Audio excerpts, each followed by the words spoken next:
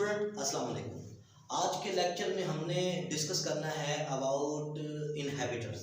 Inhibitors क्या होते हैं, इनहेबिटर किन्हें कहते हैं, इनहेबिटर कैसे काम करते हैं, हमने इस लेक्चर के अंदर ये डिस्कस करना है। पहली बात, इनहेबिटर्स होते क्या हैं। लफ्ज़ को जरा गौर करें, लफ्ज़ है ये इनहेबिटर। इनहेबिट रोकने वाला यानी कि रिटार्ड करने वाला, ऐसी चीज़ जो एंजाइम की एक्टिविटी को रोक दे, रिटार्ड कर दे, कम कर दे, लेसन कर दे, हम उसे कहते हैं ये क्या है, ये इनहिबिटर है। लेकिन टेक्निकल डेफिनेशन कहते हैं द सब्सटेंस। सब्सटेंस हो सकता है, कोई केमिकल हो सकता है, सब्सटेंस केमिकल और एनीथिंग, एनीथिंग कोई भी चीज विच react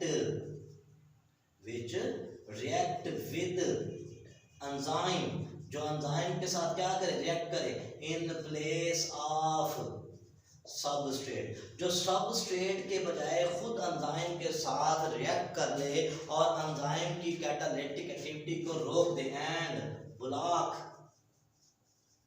the catalytic activity of enzyme. जो कैटालिटिक एक्टिविटी एंजाइम की क्या करे, वो रोक दे, ब्लॉक कर दे, हम उसे कहते हैं इनहिबिटर। इनहिबिटर वो चीज़ जो क्या करते हैं, एंजाइम के साथ रिएक्शन करते हैं, क्योंकि एंजाइम ने रिएक्शन करना होता है सबस्ट्रेट के साथ ताकि ES कम्प्लेक्स बने। क्या बने, ES कम्प्लेक्स बने। अब इसमें होता यह है कि सबस्ट्रेट तो मौजूद है, साथ इसके इनहिबिटर आया था।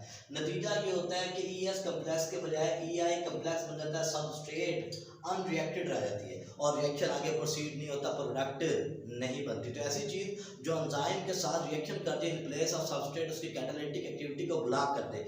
अब इसकी ब्लॉकिंग दो किस्म की होती है, इसलिए कहते हैं कि कैटालिटिक एक्टिविटी को ब्लॉक करें टेम्परेरी या फिर परमानेंटली। जब वो परमानेंटली या टेम्परेरी इसकी कैटालिटिक एक्टिविटी को ब्लॉक करे तो हम उसे कहते हैं इनहिबिटर। तो इनहिबिटर जो है एंजाइम की कैटालिटिक एक्टिविटी को ब्लॉक करता है, हमेशा के लिए कर सकता है, परमानेंटली कर सकता है, या वो उसे टेम्परेरी तौर पर जो है वो क्या कर सकता है, वो उसे ब्लॉक कर सकता है। तो वो हम कहते हैं कि इनहिबिटर होता है। जैसे कि पॉइजन्स हो गए, जैसे कि सायानाइड्स हो गए, जैसे कि एंटीबॉडीज हो गई, कुछ जो बॉडी के अंदर जाती है एंजाइम की कैटालिटिक एक्टिविटी को क्या करती हैं, रोक देती हैं। पॉइजन भी यही करता है, जब किसी को पॉइजन दिया जाता है तो कैटालिटिक एक्टिविटी को क्या करता है, वो रोक देता है। नतीजा ये होता है कि उसके अंदर प्रोडक्ट नहीं बनती और उस आदमी की क्या होती है, वो डेथ होने के चांसेस बढ़ जाते हैं। तो सब इनहिबिटर क्या, ऐसा सब्सटेंस जो क्या करे, जो रिएक्ट करे एंजाइम के साथ in place of substrate and block its catalytic activity temporary और permanently, that is called as inhibitor. अब इसी ब्लॉक करने की वजह से इसकी टाइप्स है। पहला मौजूद होता है जिसे हम नाम देते हैं रिवर्सिबल इनहिबिटर। रिवर्सिबल का मतलब ये है कि ये एंजाइम है, एंजाइम के साथ आकर इनहिबिटर मिल गया है, हम इस इनहिबिटर को क्या करना चाहते हैं, वो EI कम्प्लेक्स को हटाना चाहते हैं, इस इनहिबिटर को यहाँ से रिमूव करना चाहते हैं, तो हम इसे रिमूव कर सकते हैं। क्यों, क्योंकि ये वो है जिसने क्या किया, जिसने इसकी कैटालिटिक एक्टिविटी को ब्लॉक किया। हम कंडीशन को चेंज कर सकते हैं, हम pH को बदलें, हम टेम्परेचर को बदलें, हम सबस्ट्रेट की अमाउंट कंसंट्रेशन को बदलें। तो बदलने के बाद क्या होता है, इस इनहिबिटर को इसके साथ क्या किया जा सकता है, रिमूव किया जा सकता है। जब हम इसे रिमूव कर सके तो हम इसे कहते हैं कि ये क्या, ये है रिवर्सिबल इनहिबिटर। इसका मतलब है इसने इसके साथ वीक इंटरेक्शन बनाया है, कोई बॉन्डिंग कोवलेंट बॉन्ड वगैरह नहीं बनाया, इसलिए हम इस इनहिबिटर को आसानी से रिमूव कर सकते हैं, रिप्लेस कर सकते हैं बाय अ सबस्ट्रेट।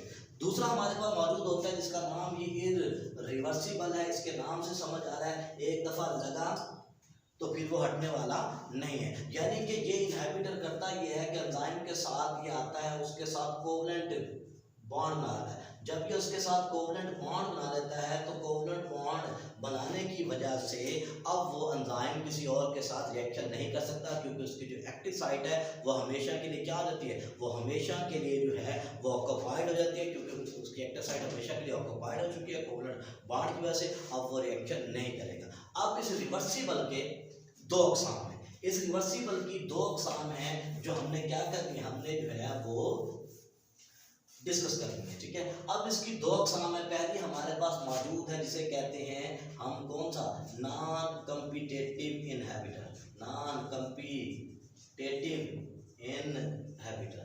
अब जरा इसे देखें, नॉन कम्पिटिटिव का मतलब ये है कि in this case the inhibitor is don't look like अ ठीक है ना, सबस्ट्रेट, यानी कि इसके अंदर इनहेबिटर जो है वो सबस्ट्रेट जैसा नहीं होता, फिजिकली केमिकली क्या होते हैं, ये जो इनहेबिटर है ये क्या होता है, ये जो है वो सबस्ट्रेट से डिफरेंट होता है, इसलिए एंजाइम इसे आसानी से रिकॉग्नाइज कर लेता है। रिकॉग्नाइज करने की वजह से एंजाइम इसे अपनी एक्टिव साइट पर चिपकने नहीं देता, और नतीजा ये होता है कि ये इनहेबिटर एंजाइम की एक्टिव साइट पर नहीं अटैच हो सकता, but it attach to enzyme other than active site, ये अदर देन एक्टिव साइट पर अटैच हो जाता है और एक्टिव साइट को मॉडिफाई कर देता है इलेक्ट्रॉन की वजह से, प्रोटॉन की वजह से। इसलिए जब सबस्ट्रेट एक्टिव साइट पर अटैच होने की कोशिश करती है, जुस्तजू करती है, तो ये क्या करता है, ये उसे मॉडिफाई कर देता है, तो जिसकी वजह से सबस्ट्रेट एक्टिव साइट पर अटैच नहीं हो सकती। लेकिन इसकी स्ट्रक्चर, इसकी अपीयरेंस बिल्कुल भी सबस्ट्रेट जैसी नहीं होती, तो हम इसे नाम देते हैं किसका, नॉन कॉम्पिटिटिव का। अब दूसरा इसकी क्या होता है, वो होता है जिसे हम कॉम्पिटिटिव इनहिबिटर कहते हैं, यानी कि ये वो है जो बिल्कुल कंपटीशन देता है किसको, सबस्ट्रेट को, ये अपने आप को मॉडिफाइड कर देता है, इस तरह मॉडिफाइड करता है कि ये सबस्ट्रेट है फर्ज करो, और ये हमारे पास इनहिबिटर है, ये अपने आप को क्या करता है, मुकम्मल तौर पर इनहिबिटर खुद को सबस्ट्रेट जैसा कर लेता है। जब ये खुद को सबस्ट्रेट जैसा कर लेता है तो उसके बाद क्या होता है, एंजाइम उसे पहचान नहीं पाता कि ये इनहिबिटर है या ये सबस्ट्रेट है, तो वो मिस्टेकली बाय चांस क्या करता है, अगर वो जाके इनहिबिटर को अपने साथ क्या कर ले, अटैच कर ले, तो उसकी कैटालिटिक एक्टिविटी क्या होती है, वो रिटार्ड हो जाती है। तो जब इनहिबिटर खुद को सबस्ट्रेट के मुताबिक मॉडिफाइड कर ले, आइसोमेरिक फॉर्म में ले आए या उसका स्ट्रक्चर उस जैसा बना ले, तो हम उसे कहते हैं कि ये कौन सा है, ये असल में मौजूद है कॉम्पिटिटिव इनहिबिटर। जिसमें हम बात करते हैं सक्सिनेट की,